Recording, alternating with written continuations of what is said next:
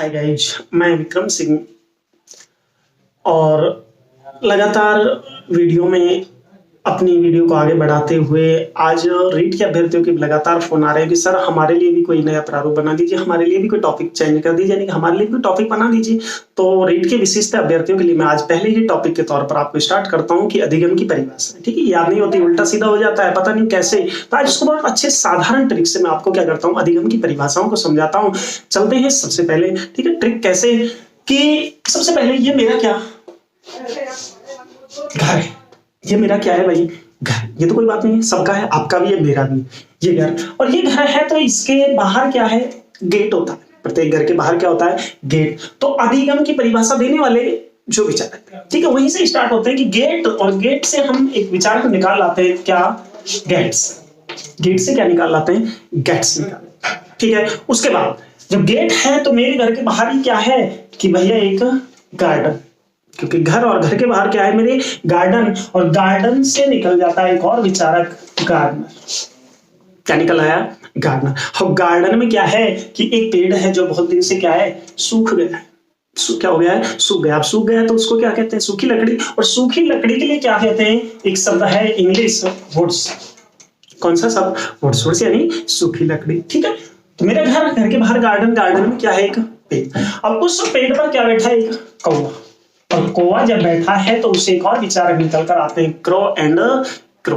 कौन निकल कर आते हैं भाई, क्रो एंड क्रो। अब कौवा है, अब कौवे को क्या हो गया कि भैया उसके गले में एक फोड़ा हो गया। क्या हो गया, फोड़ा।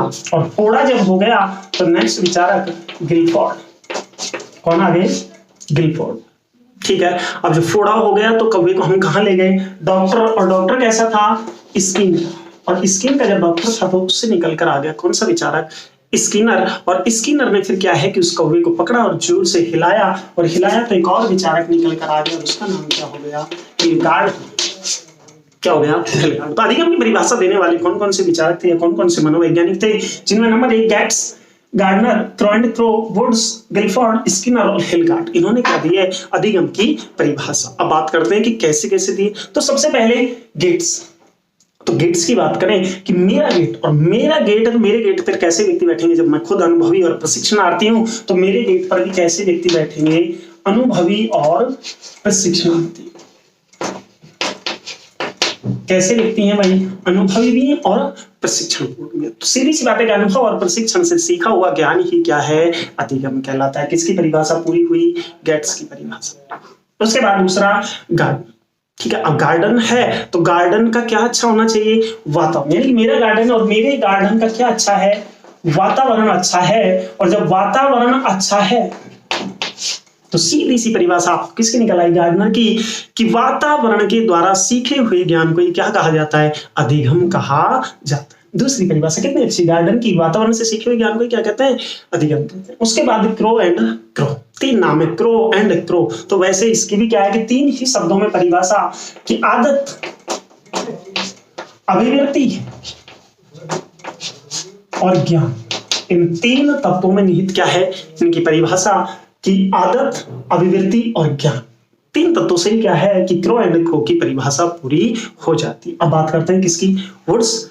वुड्स, मेरे घर के सामने क्या था, गार्डन। गार्डन में क्या था, एक सूखा पेड़। अब सूखे पेड़ का क्या बंद हो गया था, ये ध्यान रखना आपको, तो विकास।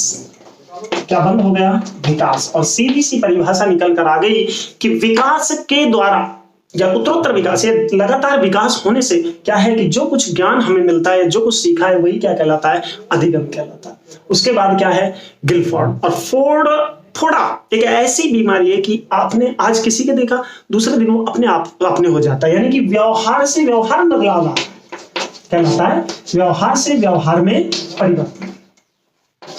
व्यवहार से व्यवहार में परिवर्तन क्या कहलाता है, अधिगम कहलाता है। किसके अनुसार, गिलफोर्ड के अनुसार। अब चलते हैं किसके पास, स्किन। और स्किन का, स्किन और स्किन क्या है, त्वचा। और त्वचा को क्या होता है कि जितना क्या करें, यानी कि उत्तरोत्तर जिसको साफ करें, लगातार जिसको क्या करते हैं, साफ करते, उतनी क्या बढ़ती है, चमक। तो स्किनर की हो गई कि उत्तरोत्तर ज्ञान को ही क्या कहा, इसने अधिगम कहा। और लास्ट में कौन सा रह गया, परिभाषा क्या है कि जब कोई भी साधन चलता है, कोई भी साधन क्या है, चलता है, तो चलने से पहले क्या करता है, यानी कि प्रारंभ होने से पहले क्या होता है, प्रारंभ होने से पहले वो हिलता है। और हिलगार्ड की सीधी सी हो गई कि प्रारंभ होना भी है, ठीक है, उनके द्वारा सीखना ही क्या कहलाता है, अधिगम कहलाता। बहुत अच्छी परिभाषा गेट्स कि कैसे व्यक्ति बैठने चाहिए, अनुभवी और प्रशिक्षणार्थी। गार्डन वार्डन का क्या होना चाहिए, वातावरण अच्छा होना चाहिए। क्रो एंड क्रो, 3 शब्दों में आदत, अभिवृत्ति और ज्ञान। वुड्स, पेड़ सूख गया है तो उसका क्या नहीं होगा, विकास, और विकास को क्या कह दिया, अधिगम। गिलफोर्ड कि फोड़ा एक के बाद एक होता है तो उसमें क्या होता है, व्यवहार से व्यवहार में परिवर्तन। स्किनर, उत्तरोत्तर ज्ञान को ही क्या कह दिया, अधिगम। और हेलगार्ट की